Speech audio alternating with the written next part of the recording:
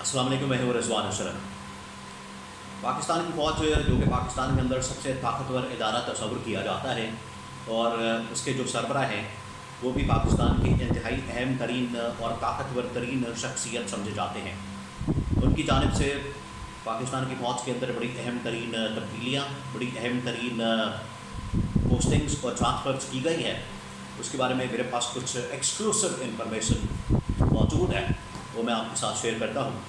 और ये जो तकर्रियाँ और ये जो तब्दीलियाँ और ये जो ट्रांसफ़र पोस्टिंग्स की गई हैं, ये असल में ज़ाहिर करती है army chief general Asim Munir की strategy, army chief general Asim Munir की जो आगे की हिकमत अमली है, आगे की जो उनकी स्ट्रैटेजी या आगे का जो उनका प्लान है, तो उसको ज़ाहिर करती है, ये उसकी अक्कासी करती है।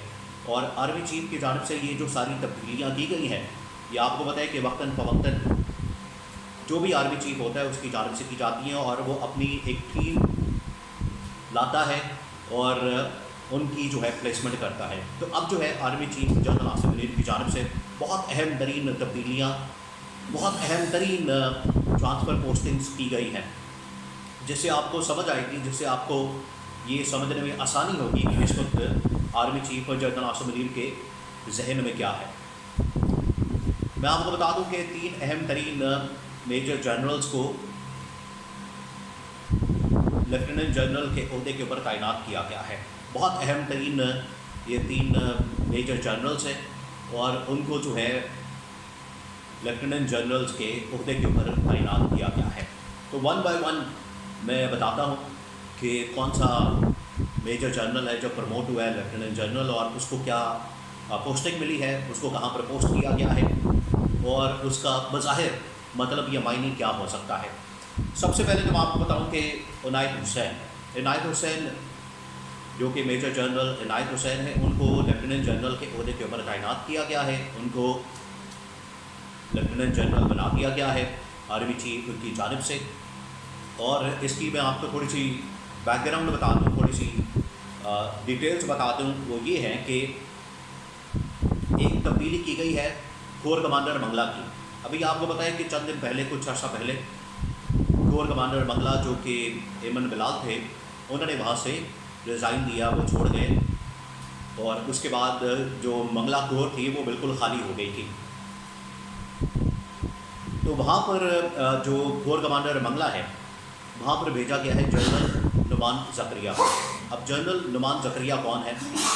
जनरल नुमान ज़करिया जो कि DGMO भी रह चुके हैं, कोर कमांडर रावलपिंडी भी चंद दिन के लिए रहे हैं, इसके अलावा चीफ ऑफ लॉजिस्टिक्स स्टाफ थे। अभी जो रिसेंट उनकी पोस्टिंग थी वो इस ओहदे के ऊपर विराजमान थे, चीफ ऑफ लॉजिस्टिक्स स्टाफ के ऊपर। असल में मामला इस तरह से हुआ था कि जब जनरल बाजवा जा रहे थे तो जाते जाते वक्ती तौर पर बड़ी एक शॉर्ट स्पैन के लिए इनको रावलपिंडी का कोर कमांडर लगा दिया गया था। जिस वक्त साहिब शमशाद मिर्ज़ा को chairman joint chief of staff committee बना दिया गया था, तो जो पिंडी की कोर कमांडर थी वो खाली हो गई थी साहिब शमशाद के जाने के बाद। तो यहाँ पर नुमान ज़करिया को कोर कमांडर पिंडी लगा दिया गया था। लेकिन जैसे ही army chief general Asim Munir बने तो जनरल आसिम ने इनको यहाँ से ट्रांसफ़र किया और इनकी पोस्टिंग कर दी थी चीफ ऑफ लॉजिस्टिक स्टाफ। अब चीफ ऑफ लॉजिस्टिक स्टाफ क्या होती है? ये असल में वो राशन पानी, खाना पीना, गाड़ियाँ शाड़ियाँ, पेट्रोल वगैरह और इस तरह की जो चीज़ें हैं, ये सारी चीज़ें मैनेज की जाती हैं GHQ के अंदर। तो ये GHQ के अंदर पोस्टिंग होती है चीफ ऑफ लॉजिस्टिक स्टाफ की। अब नुमान ज़करिया को यहाँ से शिफ्ट किया गया है इधर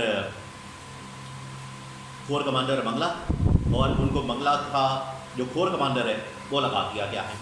अब क्योंकि चीफ ऑफ लॉजिस्टिक स्टाफ खाली हो गई है तो यहाँ पर जो नई पोस्टिंग की गई है जनरल इनायत हुसैन, जिनको अभी प्रमोट किया गया है लेफ्टिनेंट जनरल, उनको जो है चीफ ऑफ लॉजिस्टिक स्टाफ लगा दिया गया है। तो ये पहली पोस्टिंग हुई है। सेकंड, अब मैं आपको बता दूं कि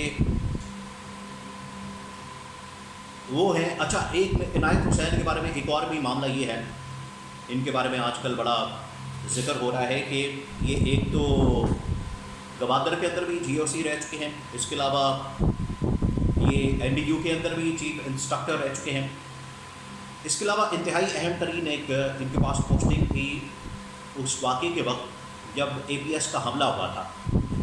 जिस वक्त आर्मी पब्लिक स्कूल के ऊपर हमला किया गया था उस वक्त ये वहाँ पर ब्रिगेडियर मौजूद थे, जो वहाँ की ब्रिगेड थी उसको कमांड कर रहे थे। तो ये भी इनायत हुसैन के ट्रैक के ऊपर, रिकॉर्ड के ऊपर शामिल है।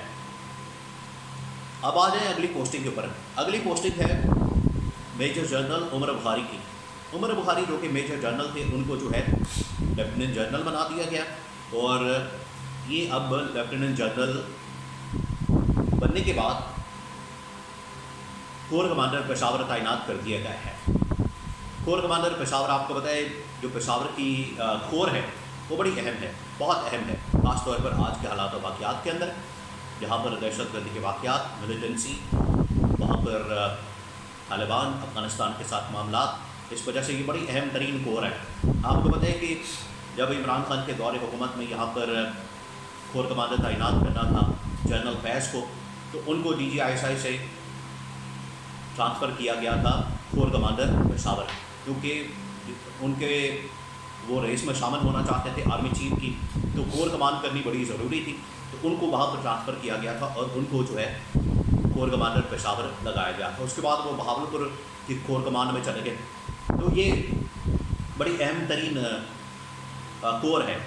अब इसके ऊपर जो है जनाब ये जो उमर बुखारी हैं, जो अभी लेफ्टिनेंट जनरल के 3 स्टार जनरल्स के ओहदे के ऊपर प्रमोट हुए, इनको जो है वो अब कोर कमांडर पेशावर लगा दिया गया। इससे पहले ये DG रेंजर्स भी रह चुके हैं, इससे पहले ये PMA को कमांड भी कर चुके हैं, PMA के कमांडेंट रह चुके हैं।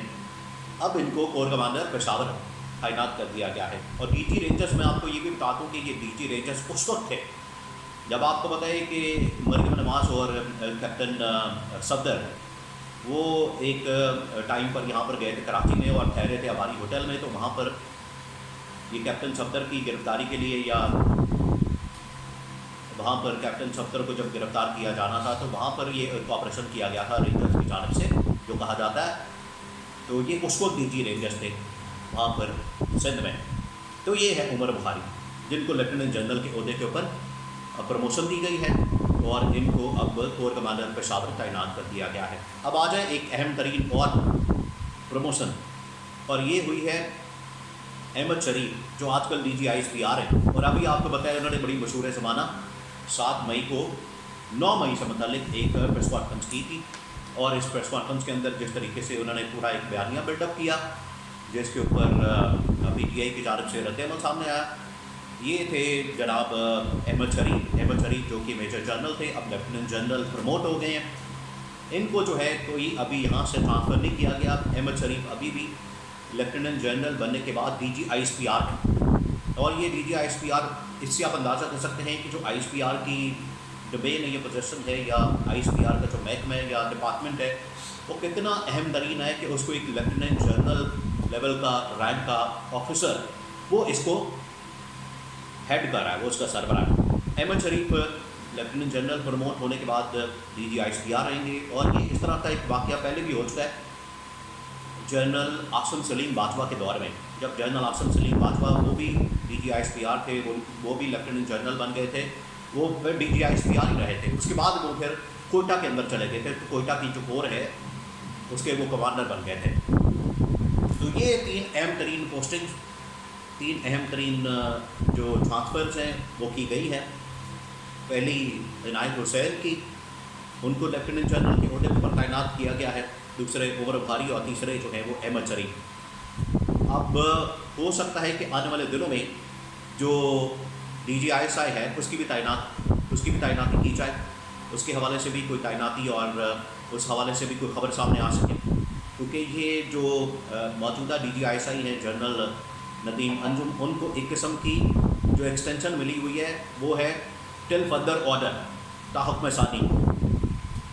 तो अब उनको भी तब्दील किया जा सकता है, उनकी चेंजिंग हो सकती है, वहाँ पर तब्दीली लाई जा सकती है, और उसमें से हो सकता है कि इन तीनों में से कोई नाम सामने आ जाए, और तीनों में से हो सकता है कि अहमद शरीफ का नाम सामने आ जाए, लेकिन इसके बारे में कुछ कंफर्म अभी नहीं कहा जा सकता। और ये जो 3 अहम तरीन लेफ्टिनेंट जनरल्स बने हैं, इनको जो है पोजीशन मिल चुकी हैं, और ये शो करता है आर्मी चीफ जनरल आसिम नीर की आगे की जो उनका प्लान है, स्ट्रैटेजी है या हिकमत अमली है, उससे आप अंदाज़ा कर सकते हैं।